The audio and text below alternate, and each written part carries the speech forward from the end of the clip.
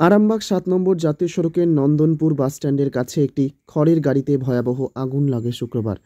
আগুনের তীব্রতা এতটাই বেশি ছিল যে মুহূর্তের মধ্যে চারিদিকে ধোঁয়া আর আগুনের শিখা ছড়িয়ে পড়ে।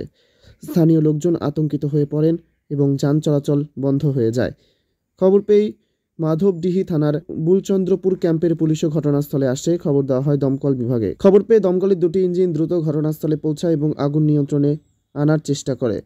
পুলিশ পরিস্থিতি নিয়ন্ত্রণে রাখার চেষ্টা করে এবং যান চলাচল স্বাভাবিক করার জন্য কাজ শুরু করে, কিন্তু ততক্ষণে আগুনের লেলিহান শিখায় খড়ের গাড়িটি সম্পূর্ণভাবে পুড়ে ছাই হয়ে যায়। আগুনের উত্তাপে আশেপাশে থাকা গাছপালা ও বিদ্যুতের তারের ক্ষতি হয়।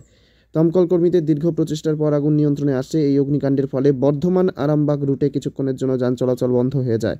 যাত্রীরা চরম দুর্ভোগে পড়েন। পরে পুলিশের তৎপরতায় পরিস্থিতি নিয়ন্ত্রণে আসে এবং যান চলাচল পুনরায় শুরু হয়। তবে অগ্নিকাণ্ডের কারণ এখনও জানা যায়নি। পুলিশ ঘটনার তদন্ত শুরু করেছে।